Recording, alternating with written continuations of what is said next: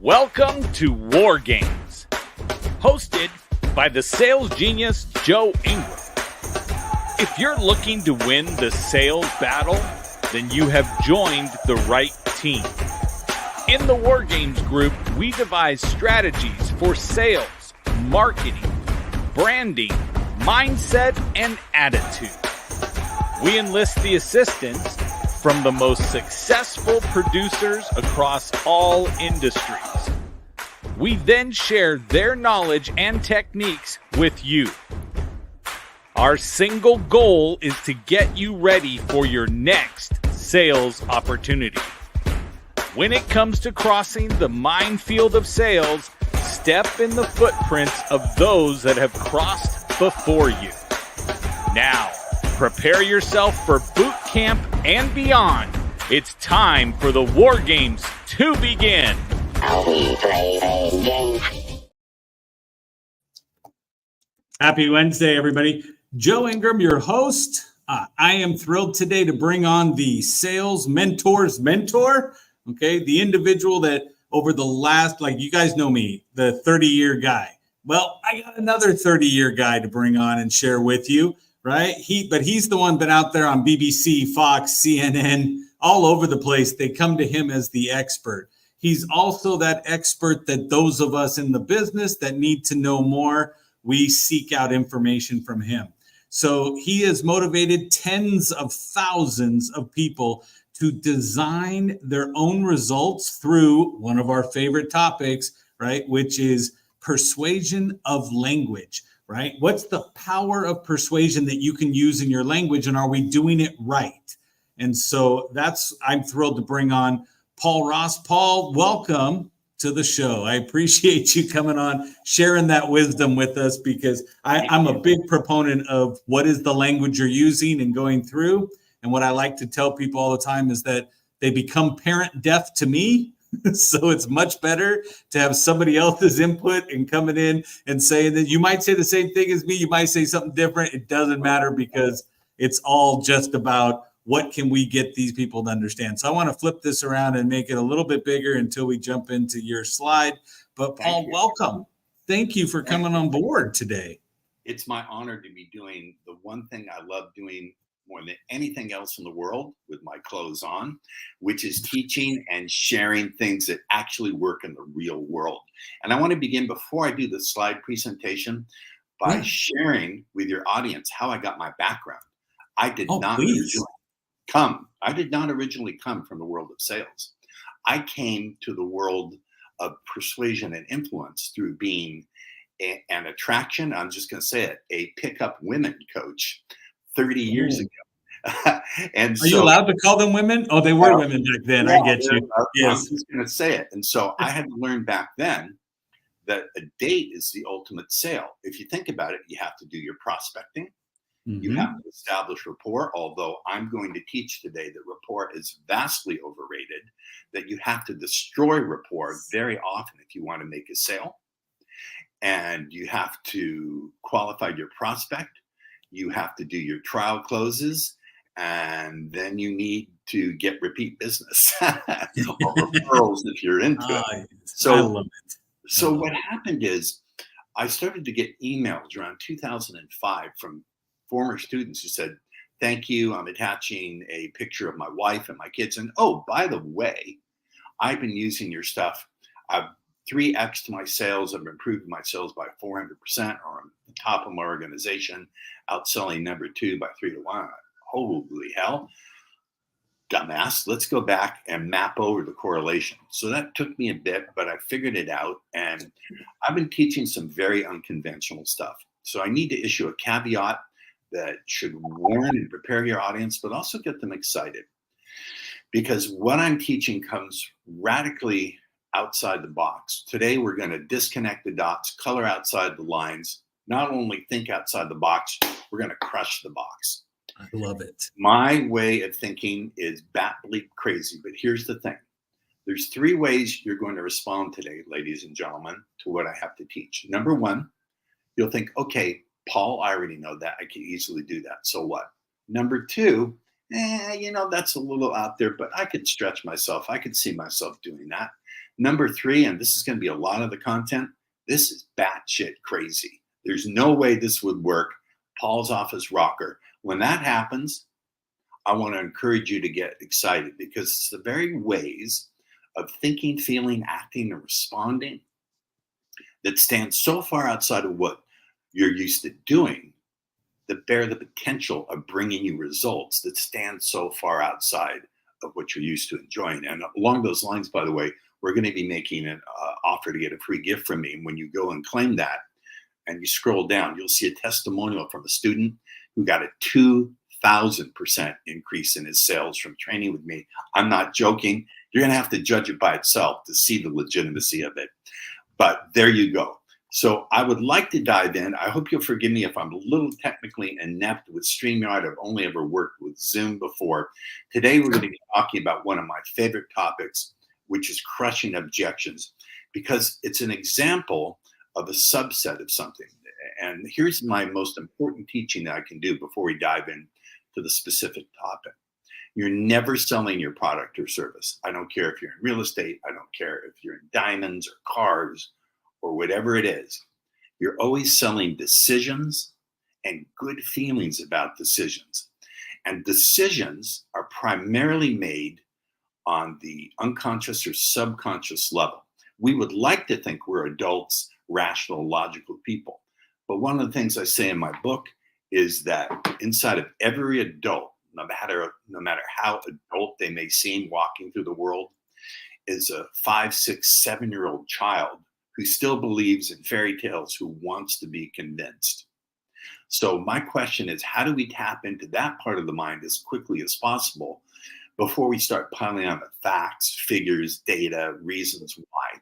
If I could give a metaphor before we dive into the presentation, although I'm already presenting. Let's say I have a current of electricity and I want to conduct it, and I have a sheet of gold foil and a sheet of cardboard, and this is not a trick question. Which one of those is going to conduct the current of electricity? The metal one. Of course. So consider your presentation, your facts, figure, data, numbers, whatever, to be that current of electricity, and your prospect state of mind. It can be either the gold foil of being totally focused on you, of believing what you have to say, of wanting to see you make the sale. Believe it or not, you can do that. That's not the topic of today's conversation, but you can do that very quickly. Or they can be in the cardboard state of being skeptical, of confused, or most damaging. The most damaging thing to your sale is not your competition. It's not whether your product is superior or not. It's the fact that your prospects can no longer focus. This is a picture of my cat right there, by the way. So I'm serious about this. Don't assume that your prospects anymore know how to focus on what it is you have to say. They just don't. Even the most sophisticated person has, you'll see, I want to ask you, how many times have you yourself done this and looked into your phone on an average day? Go ahead, give me an answer.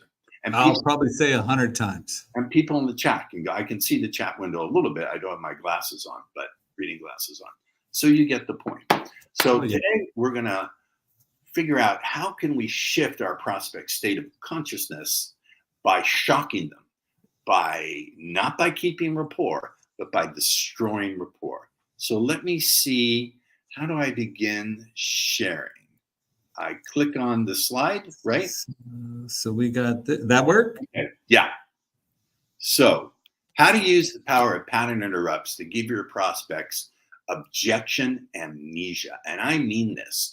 This is going to show you how to do this in a way where it's no different than if you were a hypnotist dropping someone into a deep trance and telling them to forget. Now, I know that sounds crazy, but I'm going to prove it as we go. And then I'm going to give the opportunity to share the questions that naturally arise when a great learning is taking place. So it's presented by me, blah, blah, blah, author, speaker, master hypnotist, elite sales trainer, former pickup artist trainer, and all around naturally great guy. So here's a key understanding. First and foremost, humans are pattern making machines. Joe, do you ever remember when you were a little kid and you'd lay on the grass and looked up at the sky and you saw the clouds and you imagined different shapes of the clouds, right? Maybe Yep. animals or choo-choo trains or whatever it is you saw. Absolutely. The human brain is wired to find patterns, to think in patterns, to react in patterns. There's something called a heuristic. A heuristic is basically a fixed pattern that saves us time from having to think things over. It's an evolutionary device so that when we see the grass rustling, we don't have to worry, is that a prey animal or the tiger? We immediately run. That's a heuristic. It's programmed in. So people respond, think, act, and react in predictable patterns. Is this making sense to the people in the chat? Just say yes, no. Oh, yes. I know you don't have your glasses on. Bob says he loves objection amnesia. Right? That's what we got. Yeah, that's fantastic. When you interrupt the prospect's pattern, you create a temporary window of suggestibility and compliance. And I really want to lean down hard on that word compliance. I'm not looking for rapport. Screw rapport. Rapport is not an end. It's a means. It's just one of many means to get to compliance. I want my prospects to comply with me, to become almost like I'm dancing them like a puppet on a string. So when you interrupt the prospect's patterns, you create a temporary window of suggestibility and compliance through which you can lead them to make better decisions and have more empowered responses. I'm being politically correct there. The real thing to say is through which you can lead them to convince themselves to do absolutely what you want them to do. So use these powers for the good. Now, let me tell you how I discovered this. I discovered it in my learning at NLP, both Neuro-Linguistic Programming, which is the study of how language structures consciousness, shapes decisions, and drives behavior. But here's how I really learned it. About 20 years ago, when I was working as a pickup coach, I had a client call me up and say, I want you to take me out to a bar or a club or a restaurant and show me how to pick up women. I said, I don't do that. It's too difficult, too much work. I don't like drunk people. I don't like crowds. He said, I'll give you $10,000 cash for 90 minutes. I said, get over here with the money. Right. He goes to my door with a satchel, dumps it out, hundreds. I go through it. I said, let's go. I take him to a restaurant with an outdoor patio. Lots of beautiful, attractive people, male and female. And this guy proceeds to strike out so badly. Have you ever seen someone get so badly humiliated that you feel embarrassed for them? Absolutely. Absolutely. To his credit, he was crashing and burning. Talking about war games. This guy had been shot by an surface-to-air missile right up the tailpipe. He didn't even know he was on fire and there was smoke in the canopy, to use your metaphor. I love it. I couldn't take it anymore. I dragged him out of there. And we were standing there. It was way before, it was about 12:30 in the morning, 1 in the morning. We were standing there in the parking lot waiting for our cab, way before the days of Uber. Right. Or Lyft. And I saw a very attractive lady across the parking lot, just maybe 20 feet away. And I said, look, there's a lovely lady waiting for her cab at the end of the evening. Now, Joe, for some reason, it went in the wrong ear. And she was furious. She started cursing at me, telling me to do things with my anatomy that were just not physically possible, bringing up dead relatives. It was awful. My student got red in the face. He went to charge her. I put my arm out. And then I interrupted her pattern strongly. I said, no. She can do whatever she wants. We choose how we respond. And I really got her. I said, look at her. She's someone's daughter. She's someone's sister. She's someone's best friend. Somewhere, she's deeply loved. And she stopped screaming at me. There was a moment of confusion on her face. And then she ran to me weeping, threw herself in my arms and just started sobbing and saying, that was the most loving, beautiful thing I've ever heard. I feel so much love flowing in my heart right now from you and to you. I'm so sorry. This had nothing to do with you. Can I get your number? Or here's my note. She said, here's my number. I said, thanks, but I'm taken. See you later. We jumped in the cab. Now, this is not to prove what a great pickup artist I was. But But the point is, I didn't do what she expected. What did she expect that a guy would do in that situation?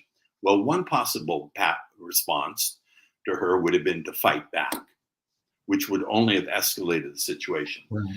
The next possible response would have been for me to apologize for something I didn't do. And the third one would have been just to walk away. She probably would have gotten angry in any case. But I interrupted her pattern. I was able to do that because, number one, I didn't make it about me. I knew it had nothing to do with me. More importantly, I didn't make it about her. I did not make it about her being a crappy person or a bitch. And, you know, people say buyers are liars and sellers are yellers. It's a very destructive way to think. If the way I look at it is, I never sell. I extend opportunities for a person to make decisions that serve them best. So this idea that selling is sort of a paradox for me. It's both a way to sneak suggestions and thoughts into the prospect's mind. Yes, it's being a little sneaky, but it's also about expanding their mind and their consciousness to include new possibilities and new choices. The idea of sales being about expanding and structuring states of consciousness is totally off the wall. It sort of sounds like a throwback to the 70s and Timothy Leary. Most of you are probably too young to remember Tim Leary. I don't know if you can remember him or not. So yeah, we got an older crowd today. This is a good thing. I'm looking at all the people. I'm like, hey, we got an older crowd over here. I hope they're everybody enjoying on YouTube that's out there. Yeah, they're going, what? I hope you see the joy in me because I really, really love doing this. So let's jump back into the presentation. I just wanted to make that side trip so you can see. Absolutely. And here's the thing. If I can take someone who's furiously raging at me and within the space of 30 seconds having her in love with me, then you can take a prospect who's being a little difficult or not getting it or coming up with their autopilot objection and switch them around real quickly. I guarantee you she was not able to remember her rage. I so erased it. So here's a key understanding. It's what made me able to do what I did with that lady. Never take your prospect's first response as written in stone. It's almost always a reflection of how they're thinking, feeling, and behaving in that moment. And it's almost always subject to change. Never take it as written in stone because then you're buying in to their frame. In any interaction between two people, one of them is going to have the stronger frame. One of them is going to be able to set the meaning that the interaction is about them giving value rather than trying to take it. If you don't set the frame that you're the one giving the value, you're the one offering the gift, then automatically it will default to the prospect thinking that they're sitting in the power seat. And then half the battle is lost. Once you can set the frame that you're the one offering the value, that what you have is a gift for them, then you have the frame. You're sitting in the driver's seat. And then any of the facts, figures, data you present are far more likely to be believed. So let's jump into there are actually 5 ways to crush objections, to give objection amnesia. But this is my favorite one, counterexamples, because they're so damn fun to do. If you're not having fun doing selling, you're doing far too much work and you're making far too little money. I'm so excited right now, Paul. You've built it up the right way because I'm like, yes, there's 5. I'm so excited. Yes. Well, I only have time to share 2, but okay, that's good. Well, that'll get us to the book and that's everything. Fine. As part of the training, I'm going to offer for free, and there's no obligation. It's totally free. I'll go through all 5 in that one. So it's a video, but I don't have time for all 5 now. Sure. No, absolutely. Okay. Counterexamples are powerful, quick, immediately fun to use. They're my favorite way to annihilate objections. So let's go. Counterexamples take the reason or excuse prospects give for why they can't and turn it into the very reason they must buy. They must buy. It's mental, psychological, emotional, cognitive jujitsu. It's using the weight of the prospect's objection against them. I hate to make it adversarial, but there you go. So, and here's the final thing, and then we'll jump into a specific example. A counterexample has to be a description of an experience that's so universal. Your prospect has to almost certainly have had that kind of experience at some point. right, let's go. So here's the first objection. I need more time to think it over. Have you ever encountered that one, Joe?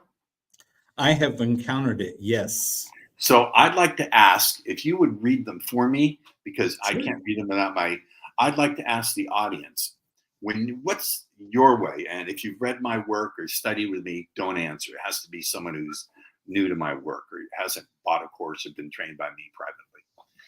How would you answer that objection? Joe, you go first. I need more time to think it over. How do you typically answer it? Okay, so when somebody says, I need more time to think it over, I typically answer back with, I do apologize.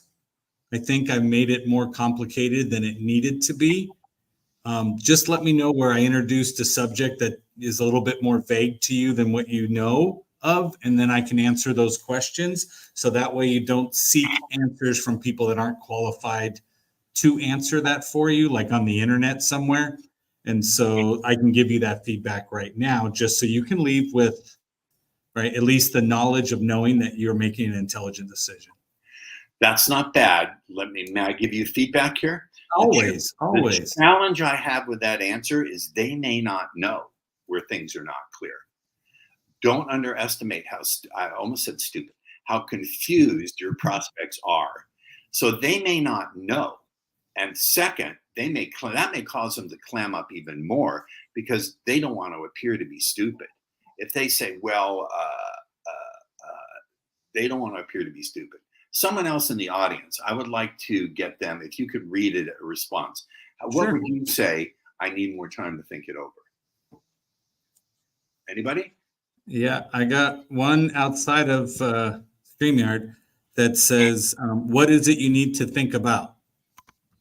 Not bad. That's not bad. Again, they may not know. And even if they answer you, you may not be able, it's not getting them in a suggestible state. So here's mine. Are you ready for this wicked one? We're ready. Have you ever taken a long time to think something over and it still turned out to be the wrong decision? Now that's a good one. That is great. What are you doing there? You're attaching pain to them even thinking about the objection. And because the brain does not like pain, it's just going to wipe it off the map. Then I would follow up by saying something like, it's not on the slide. Maybe it's not about time, but about the clarity you need to recognize. Now watch, a great decision is being made. I do that little head nod. A great decision is being made. Now notice how vague I'm being. I didn't say a great decision to buy today is going to be made. I said a great decision is being made. And when you're vague like that, the unconscious mind will do what we call in hypnosis a transderivational search. It'll look for every possible meaning and apply the one that fits in the context. So it's already giving the suggestion that they're going to buy. Let me go to the next one. Yeah, Bob said, I love that. It's a great question. It's a great question by you. Yeah. Objection 2. We need to interview a few more people, agents. We need to take a few more bids, et cetera, et cetera. What is your response to something like that, Joe? I completely understand. So I always agree with them. So I always say, I completely understand you need to do that. What is it that you're looking for? So maybe I could refer people as well. Not bad. Let's take 2 from the audience. So, all right, let's see anybody. So I get text into my phone from people that can't type on they can type on their phone. I think they're just listening as they go through, but hold on. So we need to interview more people or agents. So somebody else answered back and said, is there something I was lacking? Ooh, I wouldn't say that. Because you just highlighted your negative. That will elicit them searching for everything they don't like. So here's mine. This is wicked. Have you ever had the experience that the more options you were presented with, the more confusion it generated and the harder it became to make a good decision? Wow, that's great. That is great. Because again, like you said before, that's almost a universal thing that everybody's gone through. And now they're going to look and go, yes, I have. So that's actually making it, to them, it's implying, wait a minute, I better choose this guy or I'm just going to be confused and really make the wrong decision. Yep. This is wicked clever stuff, but you won't see this in off-the-shelf training because I am crazy. All right. Objection number 3, it's too expensive. Okay. What do you say? I don't know what branch of selling you're in, but if you had someone say it's too expensive, what would you say? I typically refer back, they go, well, that's too expensive. And I say, how much too expensive is it? Or I would tell them and say, so is it a budgetary issue? Or is it just that we need to work on the expenses? I like that third one quite much. So I have a lot to go through, so we'll skip the audience. I'd say this. Have you ever gone for the cheaper choice and it wound up costing you more in the long run because you had to pay through the nose to replace or fix the stuff you thought was a good deal? Now, I want to emphasize the word thought. Replace the stuff you thought was a good deal. What does that imply? It implies that they made a bad decision. I didn't say it. Your need to think about it is actually what caused it. Yes. Right. I implied it. And whatever you can imply, let me do it this way. It's a primary rule. I teach from rules and then specifics. Whatever you can get your prospect to imagine for themselves will be perceived by them as being their own thought. Therefore, they will not resist it. Now, there's 3 ways to do that. One way is through suggesting it. The second way to do it is through implication, through implying it. And the third way to do it is to give commands, simply to give commands to think about it that way. But we're using implication because it's clever and it's the lazy person's way to doing it. Yes. This one I'm going to skip over because we seldom get you're being pushy. So I'm going to skip that one. I don't like it. You shouldn't be in sales if that's actually what you're getting. I know. Objection number 5, I can't afford it or I don't have the money. What would you say if someone said, I can't afford it? Let's take one from the audience here. Joe, we'll skip your answer. Okay. Let's take one from the audience. Paul's already tired of my answers, everybody. Did you hear that? No, I just want to get the audience more involved. Yes. So I love this. I could go on for 2 hours, but I have a client coming up. I was going to say, we don't have the 2 hours either, but I love it. I would be the same thing. Have me back. Have me back. We'll teach a different subject. I can't afford it or I don't have the money. Someone in the audience and read me their answer. Sure. So how much is it too much? I just read it. I don't know where it came from. All right, let me go to mine. How is that going to change if you don't step up and invest in yourself? Ooh, so once again, you're attaching pain to it. And we're using the word invest. No one likes the word spend or buy or pain. Yep. Pain even sounds like pain. It's what we call a phonetic ambiguity. Pain and pain sound the same. How's that going to change if you don't step up and invest in yourself? And now we're going to really push hard on the suggestion buttons by using a quote. We're going to do an appeal to authority. Warren Buffett once said, once you find your vision, it's easy to find the money.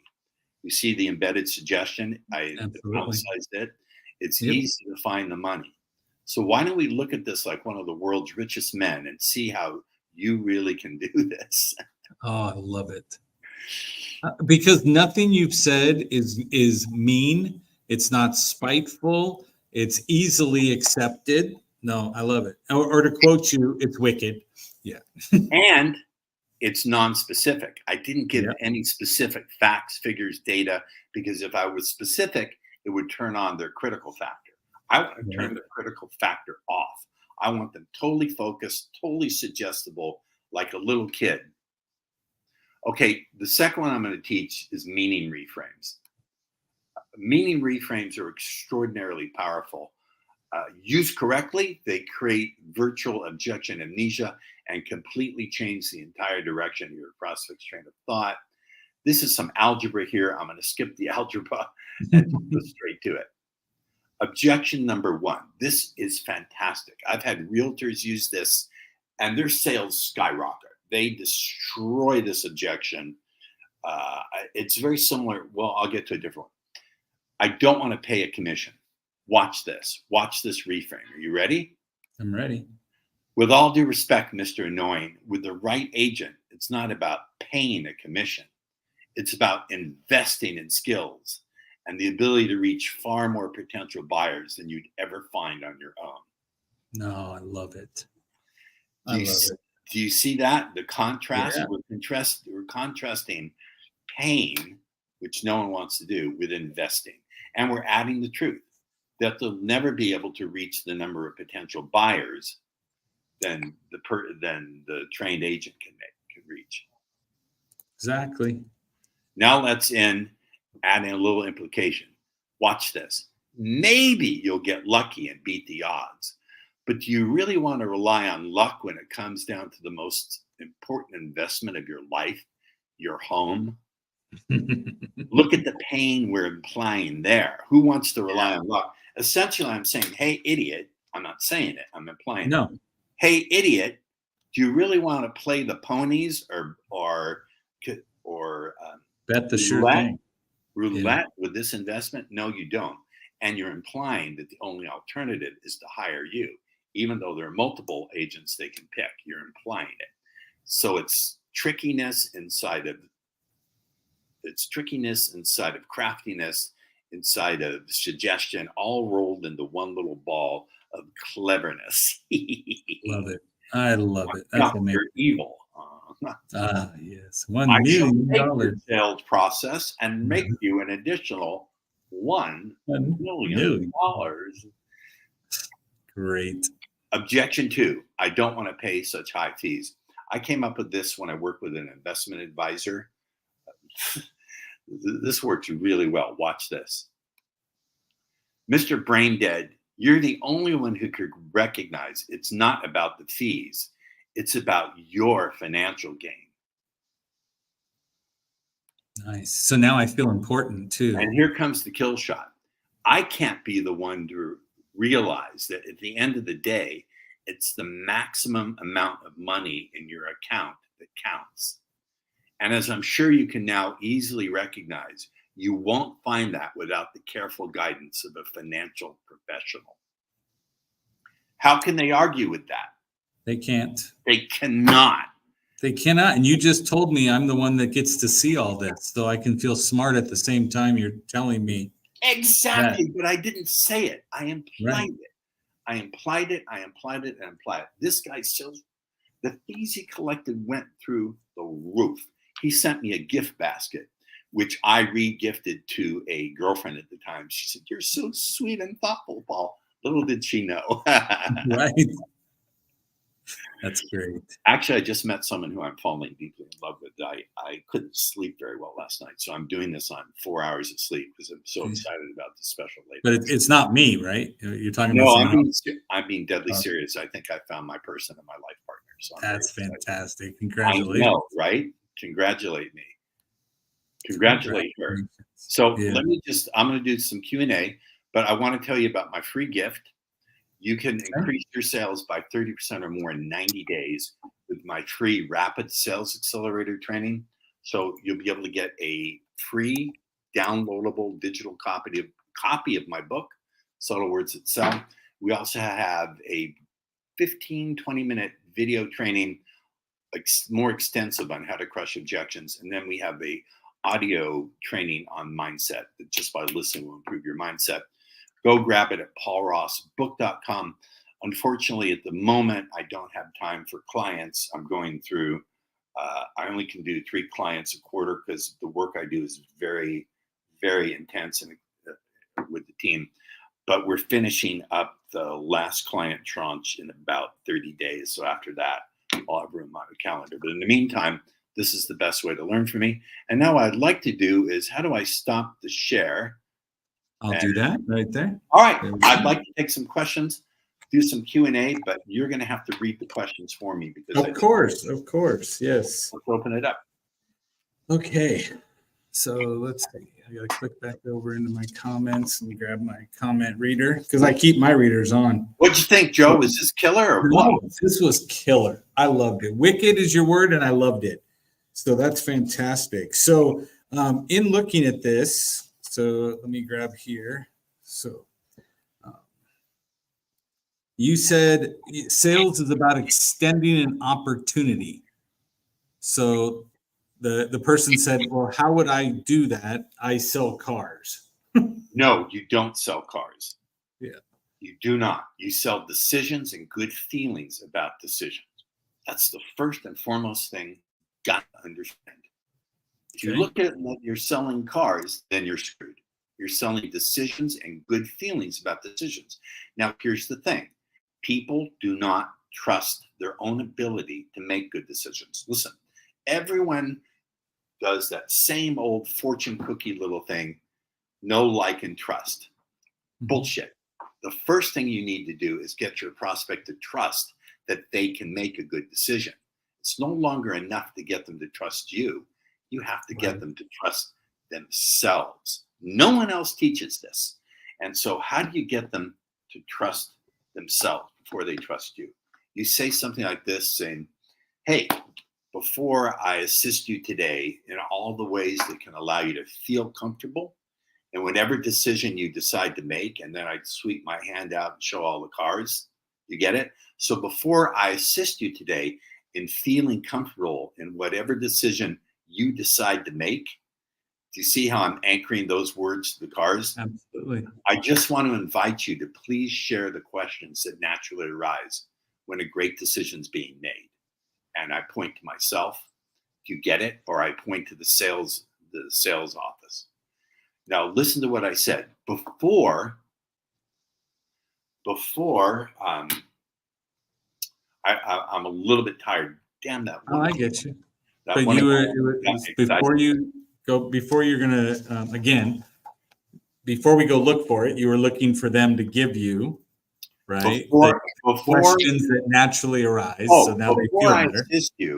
Before I assist you in making whatever decision feels good for you today, and I just sweep my arm at all the cards, anchoring that suggestion that they're going to make a good decision, I just want to invite you to please share the questions that naturally arise when you're getting the guidance you really are seeking, or when a great decision is being made.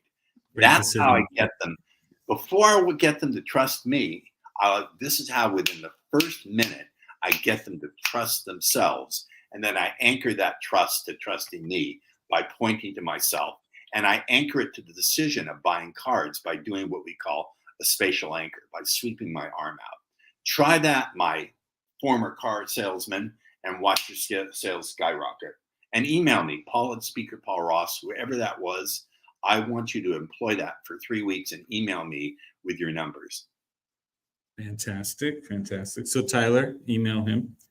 That's good. So one of the things was somebody else came up and said, what's the counter example for, first off, I'm not going to purchase anything today? I understand completely, and I can't be the one to say all the ways you might stop and find yourself comfortable doing something different that allows you to feel even better. But as that's taking place, please feel free to ask the questions that will naturally arise when a great decision will be made today. Now, do you hear how vague that is? Oh, it's completely vague. It's completely vague. It appears to agree with them, but it implants twice the idea that they are going to make a decision to buy. Absolutely. It seems like a simple invitation to explore with you. In reality, it's a tricky way to implant the suggestion that they are going to buy. Love it. Perfect. So we are 1 minute from end of show. So I put down the link in the bottom, the paulrossbook.com. I suggest you go there, fill out the little form, get it, watch that little video. You can see Paul's shiny face right there on the video. And when you scroll down, have a look at my client Fabian, who increased his, he trained with me for about 4 or 5 months. He increased his sales by 2,000%. I shit you not. So he 20x his sales. Watch it now. Okay. Yes, And that's I a love it. pretty big, substantial increase. I don't think anyone can get you a 2,000% increase in your sales. It would make a big No, that just crapped all over Grant Cardone. difference. He only Well, 10x it. So well, good yeah, for him, Grant. yeah. But perfect, Paul. I want to say thank you so much coming in and sharing with us. And again, amazing stuff that everybody should see an uptick. But you'll only see an uptick if you actually apply what Paul has put out there. Again, he gave you his email. It's Paul at Paul Ross, speakerpaulross.com. And Go go there. to Paul Ross book and get your rapid sales accelerator training. Absolutely. And I got to take a nap. Love is a bitch. Yes. Congratulations again on finding your one, I'm- if it still proceeds that way. I'm- And so thank you for sharing with us, Paul. Have a great rest of the afternoon. I'm pretty high on life right now. Good job. Appreciate you. Take care. Everybody else, go out and sell something.